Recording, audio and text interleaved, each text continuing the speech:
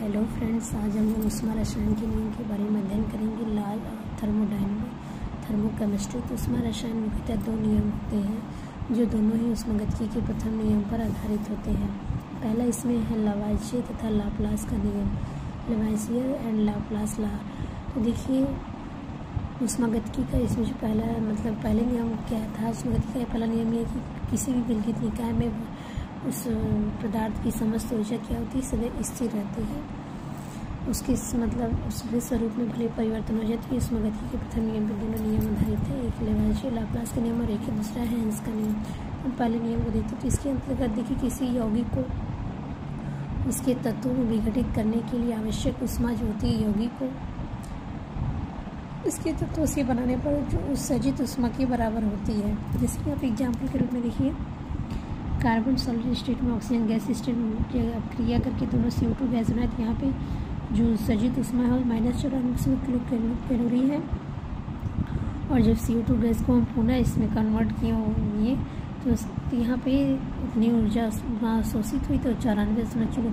यही शब्द यहाँ बताया कि किसी यौगिक को उसके तत्वों में विघटित करने के लिए आवश्यक उष्मा यौगिक को उसके तत्वों से बनाने पर उत्सर्जित उष्मा की बराबर, मतलब जितनी आवश्यक उष्मा लगेगी उतनी ही उत्सर्जित उष्मा भी दोनों में आप देख रहे हैं इक्वल है। यानी कि कार्बन डाइऑक्साइड का अपने अवयवी तत्वों द्वारा बनने में 94 किलो कैलोरी उष्मा उत्सर्जित हो रही है पहले क्रिया में, तथा CO2 को अपने अवयवी तत्वों में विघटित होने पर 94 किलो कैलोरी उष्मा अवशोषित हो रही है।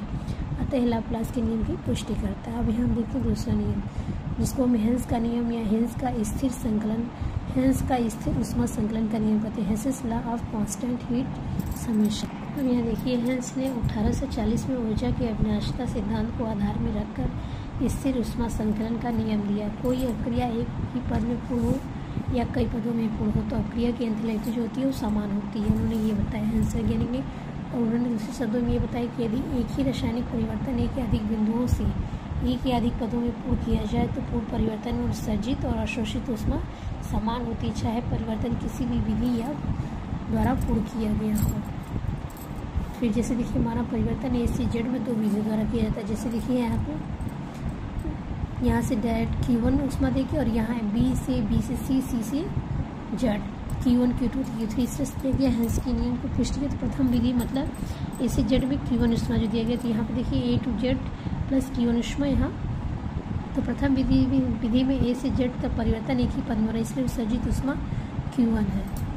अब यहाँ देखते हैं सेकंड पार्ट, द्वितीय विधि। यहाँ देखिए A से Z B में कन्वर्ट हो तो Q1 उष्मा, B से C में तो Q2 और C से Z में तो Q3। इस प्रकार से द्वितीय विधि में A से Z में परिवर्तन 3 पदों में होता है।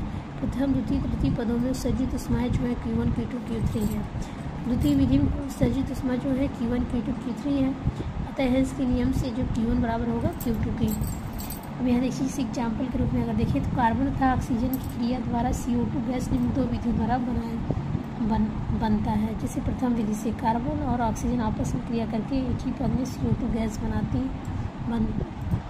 बनता है तथा एंथैल्पी परिवर्तन का मान -94.3 किलो कैलोरी होता है। ये प्रथम विधि से है। यह द्वितीय विधि देखिए CO2 गैस दो पदों में बनता है। प्रथम पद में देखिए कार्बन सॉलिड स्टेट में ऑक्सीजन हाफ गैस, तो यहाँ CO का निर्माण हुआ जिसमें -26 किलो कैलोरी उष्मा उत्सर्जित हुई। देखिए यहाँ द्वितीय पद में देखते हैं तो CO गैस है और half O2 gas CO2 gas है।